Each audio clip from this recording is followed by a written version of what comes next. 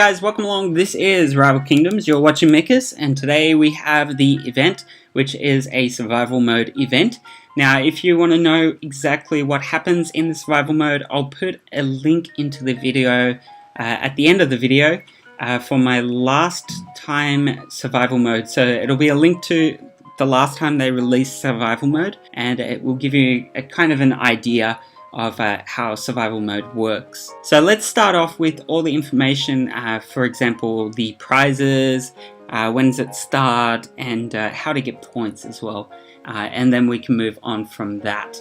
So let's have a look at the all the requirements first. So the first thing is you need to be a stronghold 6, and you have to be in a kingdom. If you're not in a kingdom, you will not be able to participate, and if you're not a stronghold 6, you won't be able to participate. And that is to prevent any form of cheating that used to happen in the past. People would start new accounts and use bonus stones to get ahead, and that's kind of abusing the system. So they stopped that, and it's now a requirement for a level 6 to be in any form of a event, for kingdom events anyway. Now the event will start on the 1st of July at 11 AM UTC time. In Japan it's around about 8 o'clock, I think it's 8 o'clock PM on Friday the 1st of July, and we are +8, so just so you know, it's the +0 on any form of timeline. Now you also have the survival mode style, and you'll have 21 ancients to choose from.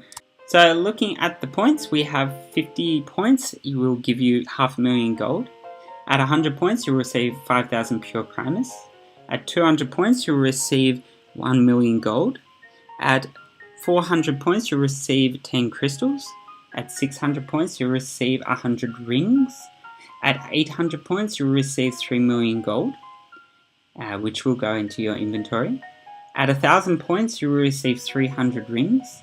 And then at 1,250 points, you'll receive 20 more crystals for a total of 30.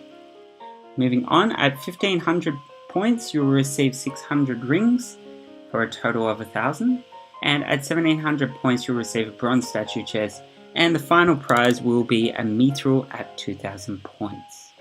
So moving on to the ancients, let's have a look at them one by one, and I'll go through just the information on which ancients you can use. So we're going to start off with the lightning ancients. In the lightning ancients, you'll be able to use the essence master, and the essence master has a unique ability for number 3, but of course I don't use him very much. So he's only a level 10. You'll also receive Tyrus as an ancient to be able to use. Do note that will be your levels, not their levels. So no maxed out ancients, unfortunately. Moving on to the fires, you have Amberclaw, who is the weakest dragon ancient and one of the weakest ancients, so best to use first. You'll also be able to use Nukti, and Nukti, of course, is very low for me. She is not too bad, but she's not the strongest. You'll also have Hyojin available, who's very difficult to use. You have Gel, but Gel is one of the strongest, so do keep him for the end. And of course you'll have Iloni, who is the mage for the fire. She is not the strongest either, so use her towards the start. So moving on to the nature, and we have Guardian, who is an epic mage for the nature. You have Kestra, who is quite interesting to use, especially that confusion ability of hers. And then you've got Erasmus, who is available in Trickster's Wake at the bottom campaign of your map near Kaina. Okay, moving on to your deaf ancients, we have Yao Nadi, who is probably the strongest out of all the ancients that are available, especially that third ability involved with the second ability. You also have Tokumi, who is a very strong ancient as well, so those two are best towards the end. She has like a rewind ability. You have Branda, who is kind of unique. let's just say. He's very unique. Next you have Nyrax, who is actually very strong at Superior. I'd like to see him at Legendary. He'll be a beast, so to say. I used to use him a lot when I was a Stronghold 13 and down, so he's pretty strong. He's pretty good. So yeah. Okay, we have Excelonia, sorry. I'm not good with pronouncing that name. I try to avoid him the best I can, but unfortunately he's in the list. He's kind of a strong ancient, but you need to know how to use him. Unfortunately, he can be quite difficult. You have Quan, who is probably he's the Mage of the Death. He comes as Superior, but obviously I have him upgraded. No, I don't. Yes, I do. He's normally comes as Common. He's upgraded to Superior for me, as I've used the Forbidden Grimoire on him. So moving on to the Ice, and we have another 4 for the Ice. 5. And starting with Hedgar. Hedgar, a very average ancient for the Ice. Very interesting to see what people come up with him. You have Yelsara, who is the mage for the Ice. Berna, who is usually epic. I have her ascended, and she's quite powerful, one of the most powerful Ice ancients. However, she needs to be learnt how to use. Admiral Lee, who is kind of average for an Ice ancient. And of course mine's only 35 for the trials. And last but not least is Forviel. And of course Forviel is probably the strongest Ice ancient out of all of them, I do believe, and especially at legendary status he's a beast, so to speak. Yeah, very powerful ancient as rather than the dragon. So we're going to move on and have a look at my inventory. And we're going to upgrade a couple of ancients that I've gotten Ascension tools from. So let's flip over to that. Okay, so we're in the inventory and we're going to scroll down, and we have a bunch of Ascension items. We've got the Chromatic Scale, which is for Alondra. However, I've only got Alondra at Rare at the moment. She needs the sword to go to Epic. So I can't use that. So when I do, I will definitely upgrade her. But we're going to go to Jalek and his missing trinkets. I got this from a sparkling chest for this current event. And there we go, we've got him at Rare. So let's scroll back down and we've got another one, which you'll probably notice from last week's event, the Frozen Soul. Let's go and ascend Yukika up to Legendary. I did already upgrade her to Epic because of the event. And we've got the Inferno Ritual Chalice, which is for Rabinovich. And that's to ascend him to either Rare or Epic. But if you would have seen my, looking at the Chromatic Scale there, yeah, it's for Alondra to Legendary, but you need Epic. But yeah, if you've seen my my previous videos, you'll know that I've already got Rabinovich at Legendary.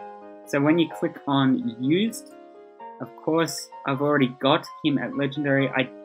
It's a duplicate, and I do believe, as you can see there, you have no ancients of this type, of course. But apparently Space Ape haven't notified me that in the near future these items will become available to craft with. So maybe crafting legendary items, or obviously I've got legendary Rabinovich, so it's pointless to me. So let's have a look at the workshop and see what is new in the workshop, if there is anything. And then we're going to go over and have a look at the rest of the update. Okay, so let's switch over to the workshop. Okay, so we're in the workshop. Let's have a look at each section. So we've got the battle boosts. There's a bunch of boosts, and there is nothing new.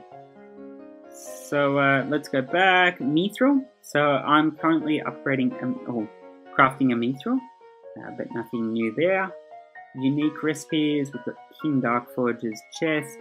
Luther, which I have, Dwarven Coin 1, 2, and 3, Sleeping Flame, Magma Stone, the Sigil, and King Darkforge, which I have. So nothing new there. So let's flick over back to the time exclusive, and you've got the full nectar moon. The full moon nectar. It's still got 75 days left, and everything else is not available anymore. Let's flip over to the kingdom. So we're going to have a look at net right now. So we're in net right now, and we're going to have a look at the new update and the introduction to different upgrades. Okay, so as you'll know, you can upgrade things.